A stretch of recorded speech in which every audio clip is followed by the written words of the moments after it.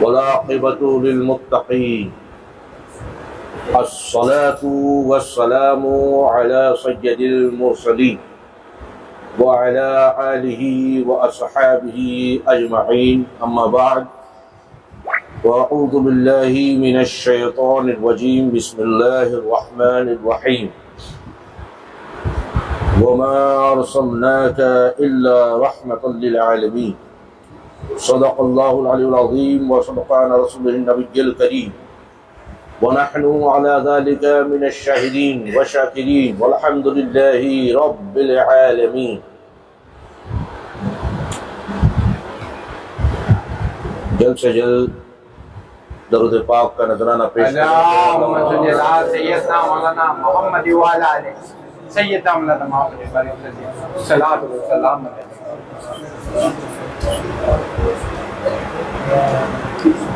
آپ سب کو ولادت مصطفیٰ صلی اللہ علیہ وسلم کی مبارکباد.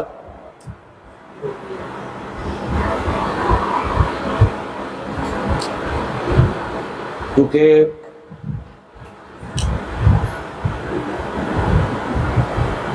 یہ بار بار کہا جاتا ہے کہ ولادت مصطفیٰ نبی کریم صلی اللہ علیہ وسلم منانا جائز ہے یا نہیں ہے.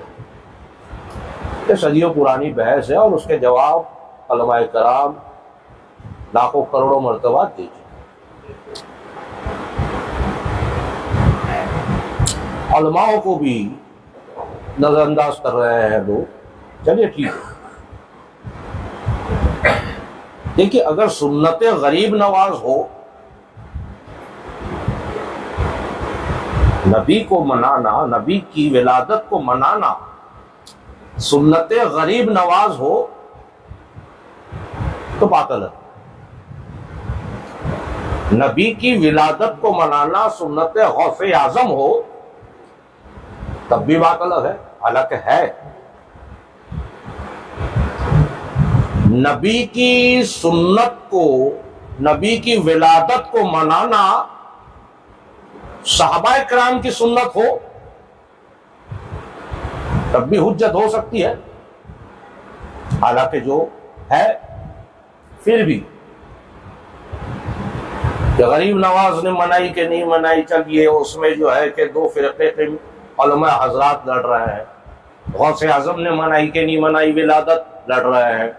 صحابہ کرام نے منائی یا نہیں منائی لڑ رہے ہیں. ابو بکر صدیق سے مولا علی تک نے نبی کی ولادت کو منایا یا نہیں منایا لڑ رہا ہے. وہاں تک تو بات سمجھ میں آئی. وہاں سے تھوڑا آگے بڑھیے.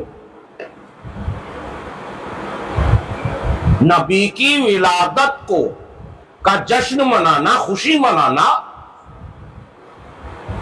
سنت اولیاء ہی نہیں، سنت غوث اعظم ہی نہیں، سنت صحابہ ہی نہیں، سنت انبیاء ہی نہیں، سنت ملائکہ ہی نہیں، بلکہ سنت خدا. یہ میرے رب کی سنت. بس جس طرح نبی کی ولادت میں جو خوشیاں منائی گئی ہے قیامت تک جیسے میرے رب نے منائی اور کوئی نہیں منا سکتا. یعنی پیدا کرنا اپنے محبوب کو ہے.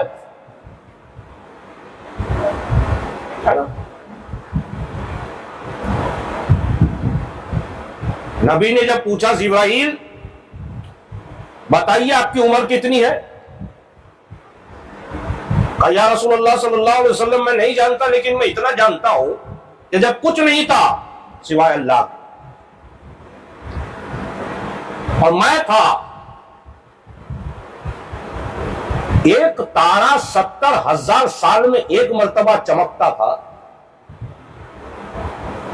70,000 سال ایک مرتبہ چمکتا تھا، میں نے اسے 70,000 مرتبہ دیکھا. 70,000 سال میں ایک تارا چمکتا ہے، اس کو 70,000 سال مرتبہ دیکھا، 70,000 مرتبہ دیکھا۔ نبی نے اپنا امامہ اٹھایا، پیشانی دکھائی، کہا جبرائیل ذرا پیشانی میں میرے دیکھو کہیں تارا وہی تو نہیں۔ جبرائیل فرماتے یا رسول اللہ یہ تارا وہی ہے، کہا وہ تارا نہیں میں خود محمد تھا۔ تو خدا نے سب سے پہلے جسے بنایا وہ میرا نبی۔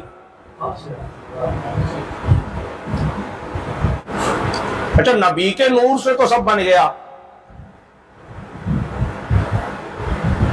مگر نبی کو بھیجا گیا آخر میں، چلیے یہ بھی مانتے ہیں۔ آخر میں بھیجنے کی وجہ کیا؟ اللہ تعالیٰ فرماتا ہے آدم کو بھیجا، اس کی قوم آدم کے بعد راہ راست سے ہٹ گئی۔ یہ آگے پیچھے ہو سکتی ہے فہرست۔ سیس کو بھیجا، اس کی قوم راہ راست سے ہٹ گئی۔ موسیٰ و ہارون کو بھیجا، اس کی قوم ان کے بعد راہ راست سے ہٹ گئی۔ تمام انبیاء کے ساتھ یہی ہوا کہ جس قوم کی طرف بھیجے گئے، جب انبیاء کرام اس دنیا سے پردہ فرما گئے، وہ قوم یا تو اس وقت ہٹ گئی یا ان کی زندگی میں راہ راست سے۔ تو یا اللہ جب تم مجھے بھیجے گا اور تو کہہ رہا ہے اے محمد تیرے بعد کوئی نبی نہیں، تو کیا میری قوم راہ راست سے نہیں ہٹے گی جو پچھلے نبیوں کی قوم ہٹ گئی؟ اللہ تبارک و تعالیٰ نے فرمایا یہی تو راز ہے میرے نبی کہ تیری قوم تیرے بعد بھی کبھی راہ راست سے نہیں ہٹے، کبھی غافل نہیں ہوگی۔ یہ معجزہ آپ دیکھ لیجئے، یہود نصارہ عیسائی یہودی یہ سب بھٹک گئے، قوم مسلمین عبادت کرے یا نہ کرے، چاہے کتنے بھی گناہ کرے، مگر نبی کے نام پر جان نچھاور کرنے کے لیے تیار ہے۔ یہ ابھی دیکھ کر کے آیا ہوں، کیا بات ہے، یہ دیکھ کر کے نہیں آیا کہ جلوس نکال رہا ہے، یہ دیکھ کر کے آیا ہوں کہ طوفانی بارش ہوئی، لوگ سمجھے کہ بکھر جائیں گے۔ طوفانی بارش ہوئی، یہ اللہ نے آزمائش کے لیے بھیجی۔ طوفانی بارش ہوئی کہ لوگ سمجھے بکھر جائیں گے، ہم اور ایک جھوٹ ہوتے چلے تھے۔ یہ نبی کی امت آپ نے یوٹیوب پہ تو دیکھا ہی ہوگا، میں نے کہہ چکا ہوں رحمت للعالمین سارے جہاں کے لیے۔ اب نبی کی امت جیسے نبی ویسی امت، ارے انبیاء نے دعائیں کی ہیں اللہ تعالیٰ سے کہ اللہ ہمیں تیرے محمد صلی اللہ علیہ وسلم آخر الزمان کی امت میں پیدا فرما، کسی کی دعا قبول نہیں ہوئی۔ انبیاء نے دعا کی، میرے نبی فرماتے ہیں میری امت کا ولی بنی اسرائیل کے انبیاء جیسا ہوگا۔ نبی بشر ضرور ہے مگر افضل البشر، وہ بشر کے لباس میں بھیجے گئے، آدمی انسان کے لباس میں بھیجے گئے، مگر افضل ہے تمام انسانوں سے، اللہ کے بعد دونوں جہانوں سے۔ تو ایسے نبی جن کی یہ شان اور مرتبہ ہو، اس کی امت کی شان اور مرتبہ کیا ہونا چاہیے؟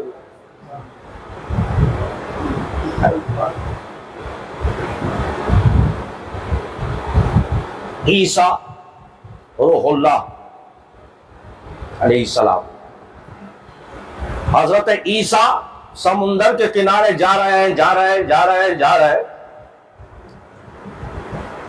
دیکھا کہ پانی میں ایک جانور صاف اور پاک سفید پانی سے نکلا۔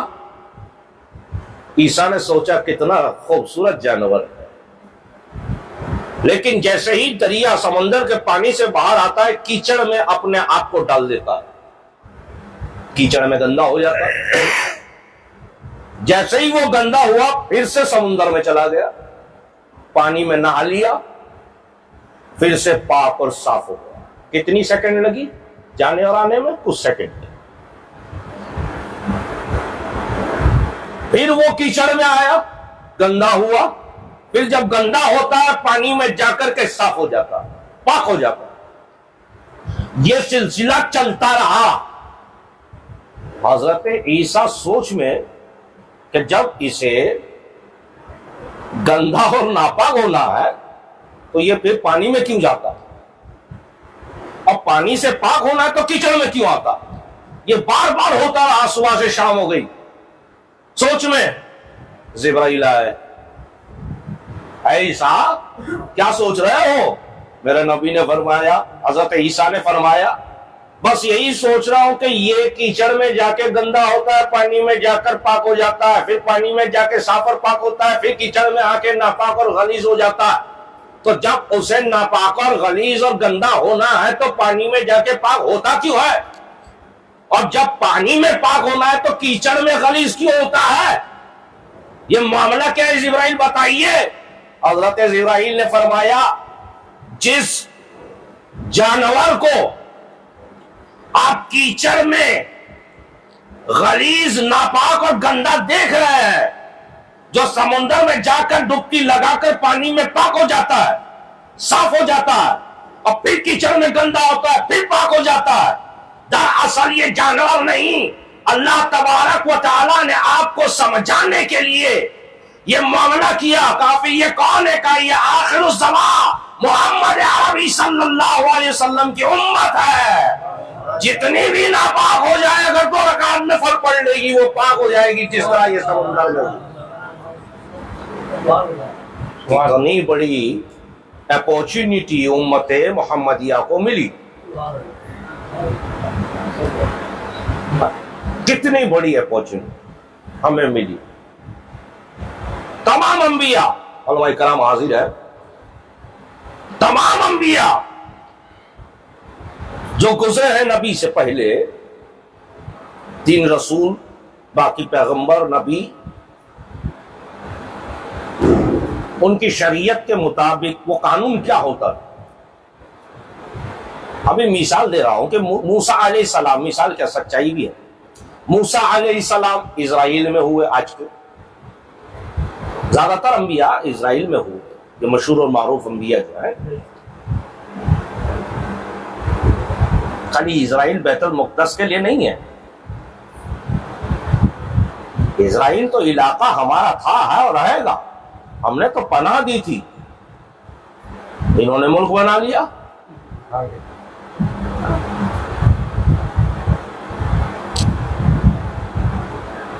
وہاں وہ انبیاء کا قانون تھا، ان کی شرع تھا. نماز سب پر آئی، کسی پہ ایک وقت آئی، کسی پہ اس طریقے کی آئی، کسی پہ اس طریقے کی عبادت آئی. یہ ہمارے نبی ہے جن پر 5 جگہ نماز آئی. باقی نماز ہر نبی نے پڑھی ہے، ہر انبیاء نے، اور پھر ان کی امت نے بھی. تو قانون یہ تھا کہ اگر میں اسرائیل میں ہوں تو اس مسجد میں ہی آپ نماز پڑھ سکتے ہو.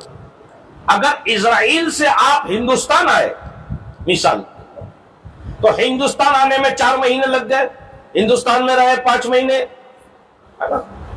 ٹوٹل آپ کے ہو گئے 9 مہینے.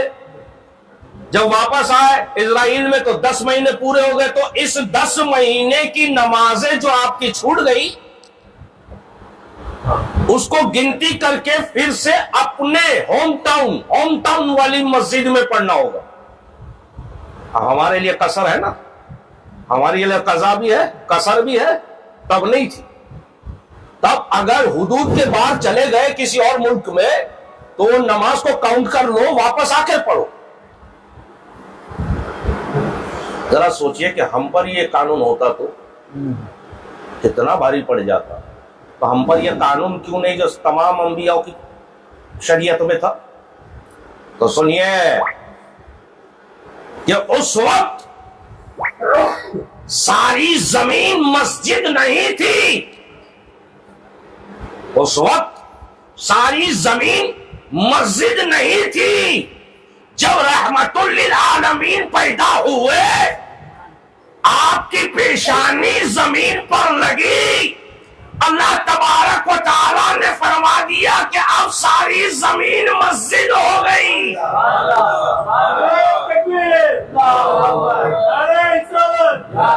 جو جہاں چاہے نماز پڑھ سکتا، امریکہ میں جائیے نماز ہو جائے گی، سعودی عرب میں جائیے نماز ہو جائے گی، گجرات میں جائیے نماز ہو جائے گی، نیپال میں جائیے نماز ہو جائے گی، جہاں بھی جائے۔ ارے بلکہ تحفہ دیا، قصر دی گئی 90 کلومیٹر، شاید اس کے اوپر آپ کی قصر شروع ہو جاتی ہے۔ 500 کلومیٹر کا سفر تھا مکہ سے مدینہ، اور جب ہماری حکومت پھیلنے لگی تو حضرت عمر رضی اللہ تعالیٰ نے فرمایا یا رسول اللہ صلی اللہ علیہ وسلم، قصر کا مطلب سمجھتے ہیں آپ؟ 4 کی 2 ہو جاتی ہے مغرب اور فجر کی چھوڑ کے، تو یہ قصر ہوئی۔ قصر اس لیے بھی ہوتی ہے کہ سفر میں ہو، لوٹ پاٹ کا ڈر ہے، چوری چپاٹ کا ڈر ہے، تو یا رسول اللہ جب تو ہماری حکومت نہیں تھی، ڈاکو بھی تھے راستے میں، چور بھی تھے راستے میں، بہت سی تکلیفیں تھی راستے میں، مگر اب اسلامی حکومت ہر جگہ آ گئی، تو یا رسول اللہ اب یہ قصر کی ضرورت کیا ہے؟ اب تو مکہ سے مدینہ جا رہے ہو، اسلامی حکومت ہے سارے راستے، اب آرام سے پڑھیے، کوئی چور ڈاکو لٹیرے نہیں ہے، کتنا اچھا نظام دیکھو۔ ان چور ڈاکو لٹیروں کو مارا نہیں گیا، یہ بھی سن لیجئے۔ آپ سمجھتے ہوں گے کہ بھئی چور ڈاکو لٹیرے اسلام کی حکومت آنے کے بعد مارے گئے، نہیں، اگر ایسے ہی مارے جاتے تو مسلمان کب بنتے؟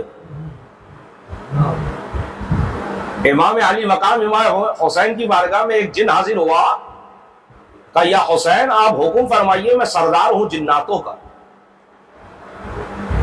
25,000 کا یہ لشکر کو اکیلا کافی ہوں، لیکن پوری فوج میری ہے، آپ حکم فرمائیے چبا ڈالوں گا۔ تو سب سے پہلے حسین نے کیا کہا، یہ جنگ جو ہے انسانوں میں ہے، جناتوں میں نہیں۔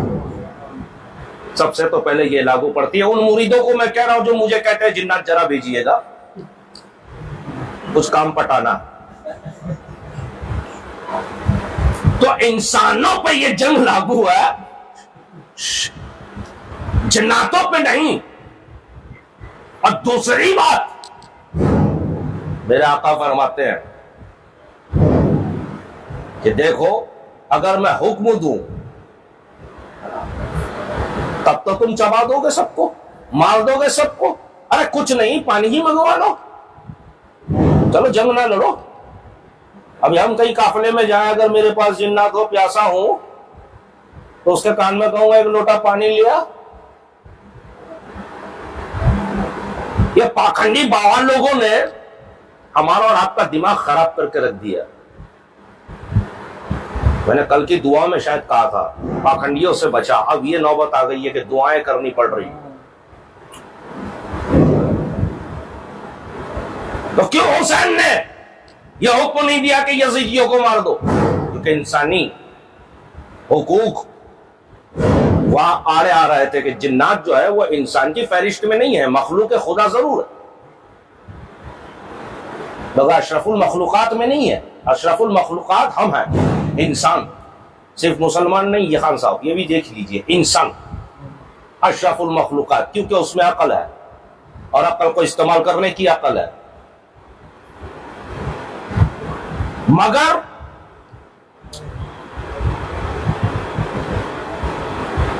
امام حسین نے اسے منع فرما دیا۔ اب آپ کہہ رہے ہوں گے کہ چور ڈاکو لٹیرے اسلام کے آنے کے بعد کہاں گئے؟ وہ مسلمان بن گئے، کردار نبی کو دیکھ کر، کردار صحابہ کو دیکھ کر، ارے صرف مسلمان نہیں صحابی بن گئے، صرف مسلمان نہیں صحابی بن گئے۔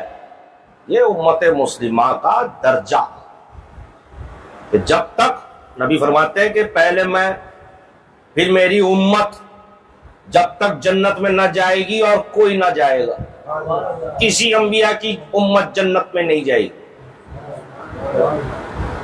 اور ہم لوگ پھنسے پڑے ہیں 70 حور کے چکر میں۔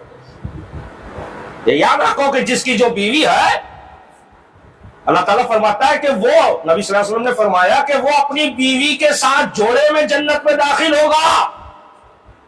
اور جو کنوارا مر گیا اللہ تعالیٰ اس کی کنواری لڑکی سے کسی سے شادی کروائے گا، نکاح کروائے گا، اس کے بعد کہے گا جنت میں جاؤ۔ اگر کوئی کنوارا مر گیا تو جنت میں جانے سے پہلے اس کا نکاح اللہ تعالیٰ کسی لڑکی سے کروائے گا اور پھر کہے گا اندر جاؤ۔ پورے تو بونس ہے